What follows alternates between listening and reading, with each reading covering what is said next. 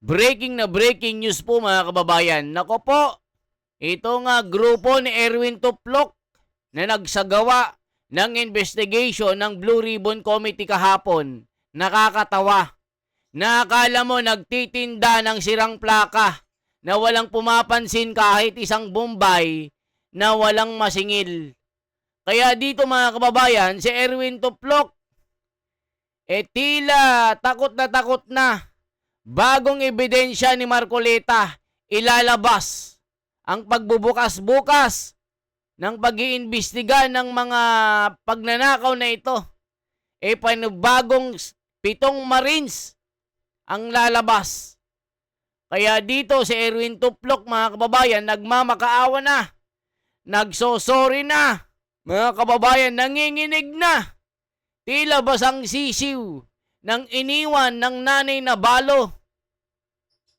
Mga kababayan ko, talagang the most biggest cover-up in the history.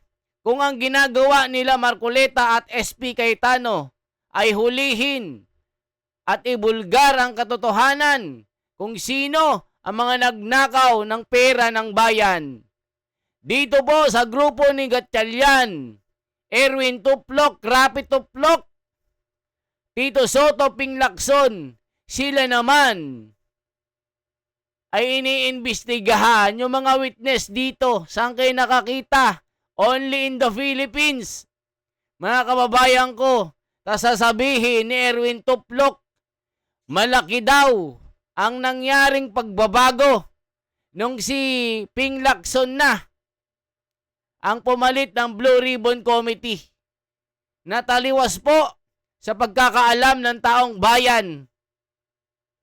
Ang ginawa ni Ping Lacson, halos 1 taon, walang nangyari. Puro tago, puro cover up. Pinaasa, ginawang bulag ang mga tao. Pinaiyak ang taong bayan. Pinaasa tayong lahat mga kababayan ko. So dito kaya pala nanggigigil sila sa mga Marines na tinawag pang kargador. Tinawag na kargador o bodyguard ni Erwin Tuplok at ng kanyang kuyang Bugok. Mga kababayan, tila binastos nila ang pagkasundalo ng 18 Marines. Pero mga kababayan, napakaraming napakamot dito. Dahil wala nang naniniwala sa magkapatid na ito. Kung may budol na 20 pesos sa bigas, meron din budol na magkapatid na Tuplok. Kung matatandaan po natin mga kababayan, nung panahon na sila ay nasa media pa, nasa social media, nasa radyo, nagkokomentarista, lahat ng mga banat nila para sa bayan natin, para sa mga Pilipinong naaapi. Pero ngayon mga kababayan, anong ginawa nila? Dahil sa tawag ng maleta, ipinagpalit nila ang kanilang prinsipyo para talikuran ang kanilang bayan. Dito po mga kababayan, makikita natin ang kaibahan ng dalawang Tuplok na ito. Kung dati sila ay mga takbuhan ng mga Pilipino para sa mga naaapi. Tawag dito, tawag doon, sumbong dito, sumbong dito, sumbong doon. Yung mga tulfo, yung takbuhan natin.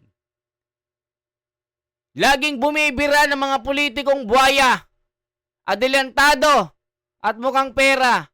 Pero ngayon mga kababayan, anong nangyari? Sila na mismo ang nagbenta ng kaluluwa sa mga demonyo.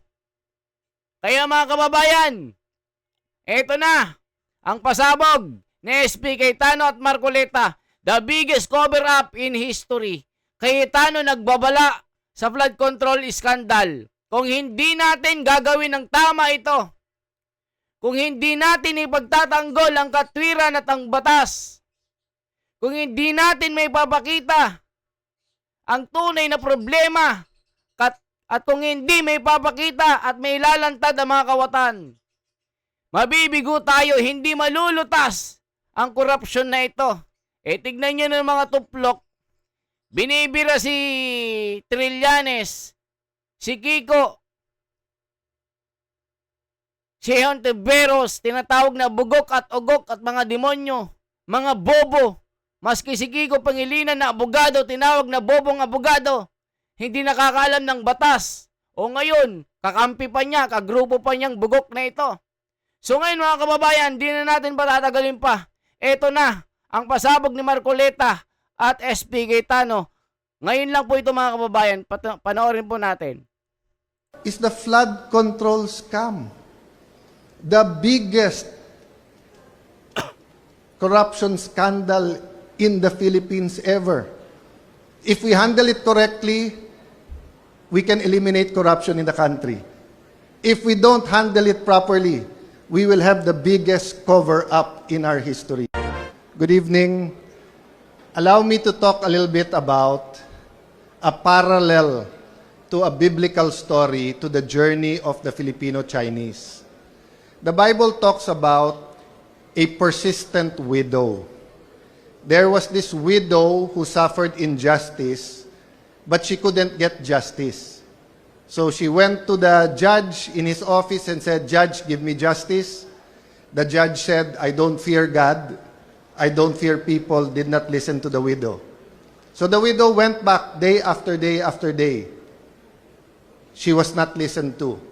So he went to his house, probably talked to his wife, probably waited outside and told the judge, "Judge, please give me justice." Because she was so persistent, the judge finally came out and said, "I don't fear God nor man. But because you are so persistent, dahil ang kulit-kulit mo, tell me what I can do and I will give you justice." Growing up in the 1980s, talking about the American dream, I did not really feel that in the US. My mother's American. Ayan mga kababayan, dito sa puntong ito, isa rin yata si Lisa Marcos, yung unang may bahay ni BBM na guest dito sa isang gathering na ito na kasama si Cayetano. Chinese po ito, Chinese New Year. Hindi ko alam kung anong programa ito. Kasama si Lisa Marcos dito. Yan yung bali-balita. Kaya sabi, Lisa napahiya kay Cayetano sa isang event ng Chinese. Grupo ng Bendalo. Napaiyak dito. Nako, kasama pala si Lisa Hontiveros, Lisa Marcos dito mga kababayan at mga Bendalo. Pakinggan po natin ang tuloy-tuloy na pagbira ni SP Cayetano. Nandito rin yata si Marcoleta. Pakinggan po natin.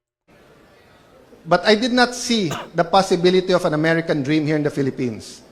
But any one of us who had a Filipino-Chinese friend had that story of someone coming from China in the 50s, 40s, or 60s, wearing plain jeans, a plain white or black t-shirt, maybe a jacket, slippers, starting in a restaurant, in a hotel, maybe sa City Hall ni Mayor Isko, starting in a manufacturing company, after 5 years, nakabihis na, medyo nasa supervisor na. After 10 years, manager na. After 25 years, siya na ang may-ari ng kumpanya. That was my impression of the American dream growing up, looking at the success of the Filipino-Chinese. Maybe at this time, I just want to acknowledge Dr. Lucio Tan, of course, the Chairman Emeritus of the Federation. Mr. Victor Lim, thank you very much, sir, Mr. President, for the invitation. Your Excellency, Ambassador of China, Ambassador Kwan, thank you for the friendship of your country and our country. The ambassadors, Your Excellencies, especially of ASEAN, thank you for being here tonight. Ambassador Francis Chua, Honorary President, the immediate past President, a brother in Christ, Dr. Cecilio Pedro, good evening, sir. Mr. Angel No, Tito Angel, Honorary President, Domingo Yap, Honorary President, Jimmy Tang, Honorary President, John K. Tan, Honorary President, Dr. Alfonso Uy, Honorary President, and Mr. Tan Ching, Honorary President. Napakarami niyong President para kayong Senate. Mr. Jeffrey Nang, Executive Vice President. So after my youth in the 1980s, I became councilor in 1992, 21 years old. Wala pong Chinese community masyado sa Taguig. Wala pang BGC at that time. So yung exposure ko sa Chinese community came on 1998 when my dad was elected senator and I was elected congressman. And from an American dream, para bang usual suspect ang Filipino-Chinese businessman. Whether he was small, micro-entrepreneurship, medium, or a big businessman, parating target. Target ng BIR, target ng DOJ, target ng customs. If you remember, you invited me sometime 2013 because BIR Commissioner Henares was supposed to be your keynote speaker during your anniversary. But instead of congratulating you, if you remember, she scolded you about paying the right taxes. And when she left, I think I was there the next day, some of you were telling me, sir, why is the BIR scolding us? When most of us here are importers and traders, we deal more with the Bureau of Customs than there, and we were even given an award by the Bureau of Customs last month. So my point is perception and reality. After I was told that, sabi ko, bakit hindi niyo ako ini-invite? Nagbigay pa kayo ng award sa lahat ng nasa gobyerno, Filipino-Chinese. Sabi nila, ba't ka namin bibigyan ng award? Eh, Amerikano ka. Amerikano nanay mo. Sabi ko, my grandfather, Blas Luna, is Chinese. His daughter, Juliana Luna, is half Chinese, which was my father's mother. Kaya kami nagkalupa sa Pateros because my great-grandfather was a Chinese surveyor. Again, perception and reality. Sometime in 2018, President Xi Jinping visited the Philippines. It was announced that it is the golden age of the relationship between China and the Philippines. I'm not a man of regret. Just like Mayor Isko, we face troubles every day, see where God brings us, and try to do our best. Di ba, Mayor? Ganun yung buhay eh. But there's only one thing looking... Wait lang mga kababayan na matigil tayo doon. Eh, ayaw ko itong si Isko, mga kababayan. Eh, isa rin, isa ding di mo alam kung anong prinsipyo nito. Nung una, nang nanalo siya, tibag dito, tibag doon. Tira dito, tira doon. Binabanatan niya yung sa graft and corruption, sa flood control. Talagang viral yung mga gibaan niya. O, nung nangyari, natigil. Sayang itong si Isko na ito. Mga kababayan, idol ko dati si Isko. Nakilala nyo ako sa Manila bilang si Esme TV ko na ngayon ay si The Wonders Philippines. Kada galaw ni Isko nun, mga kababayan, nasa social media. Kami po ang nagpasikat kay Isko Moreno. Talagang bilib na bilib kami dahil sa kanyang mga prinsipyo at pulisiya. Pero anong nangyari, mga kababayan? Tahimik pa kay Lito Lapid. Nako po, Isko Moreno. Anong nangyari sa'yo? Diba? Ngayon, ay nako, tuloy pa natin mga kababayan.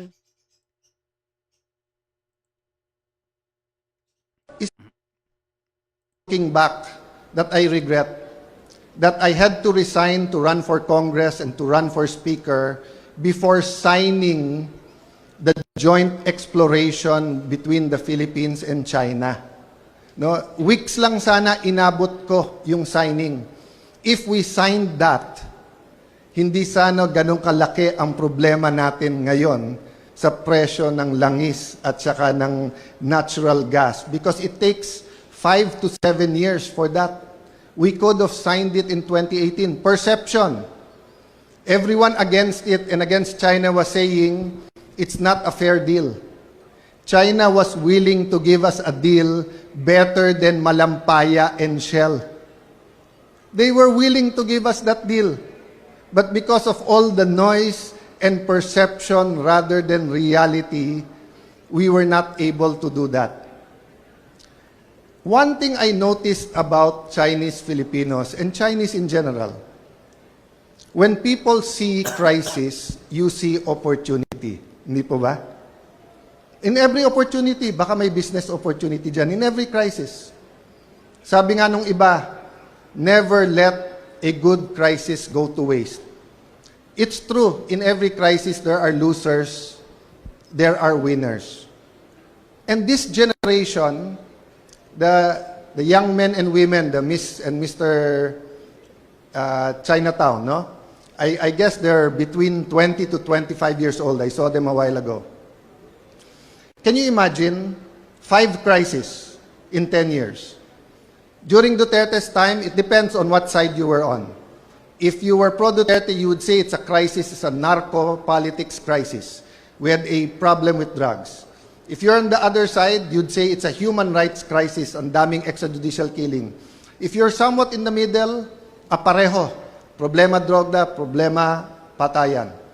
Before the Duterte administration ended, or in the middle, COVID-19, second crisis. 2022, right before the election, akala natin medyo yung taas ng presyo because of the Ukraine-Russia crisis was already it, not knowing that was just a prelude to the US-Israel-Iran war now that is driving up all the prices, creating all the problems, not only inflation, logistics, etc., problems with fertilizers that we will experience in next planting season, no? But fourth is the flood control scam. The biggest corruption scandal in the Philippines ever. If we handle it correctly, we can eliminate corruption in the country. If we don't handle it properly, we will have the biggest cover-up in our history. Number 5, not more of a crisis, but a potential crisis, AI. AI will change everything. So can you imagine in 10 years, 2016 to 2026, our young people, your children, have faced this. So in one sense, bugbog sila. On the other sense, they're probably more prepared for the future than we are. So today, as we celebrate 128 years of independence, and as I fight for the independence of the Senate, we also celebrate our friendship with China. Just like the Filipino-Chinese, marami kayong struggle sa kalye. Ayan mga kababayan, kasi ngayon, dalawa po yung Senate President sa Senado.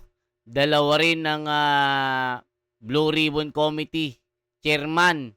Yung isa, bobo, adelantado, kamote, bendalo. Yung isa, matalino, marunong sa batas, totoong abogado. Dito sa Gatchalian Black, mga bugok at mga kamote. Di ba mga kababayan? Hindi marurunong.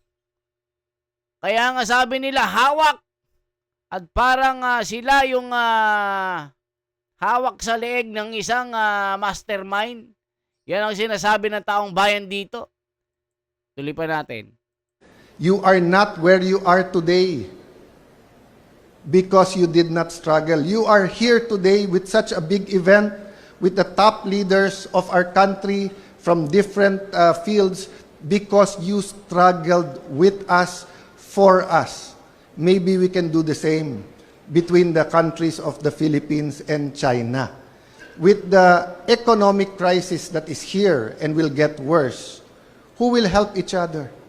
Neighbors. Neighbors. We have real problems with China.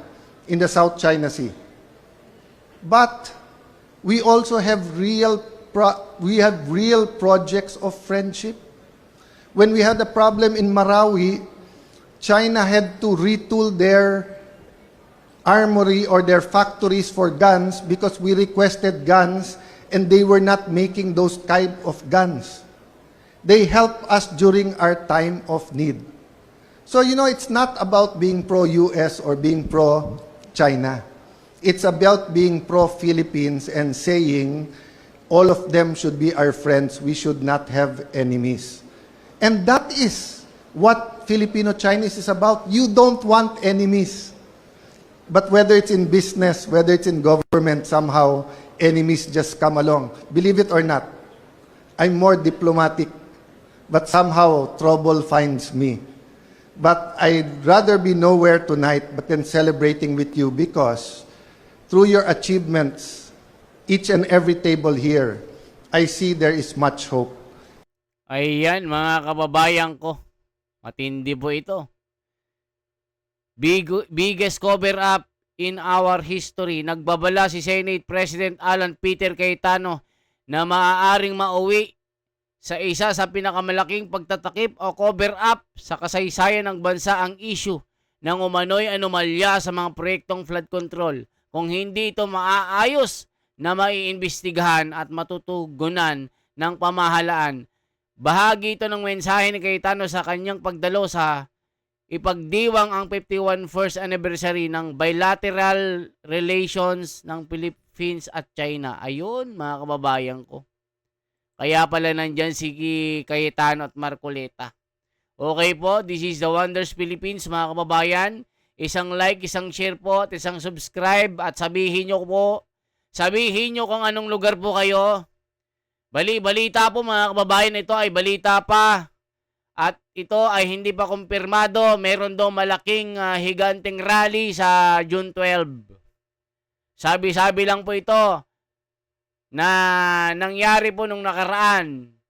January 13 at November 16, 17, 18.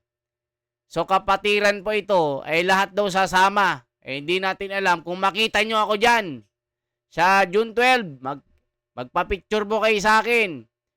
At lubos ko pong papasalamat sa inyo kung makilala nyo po ako. Salamat po.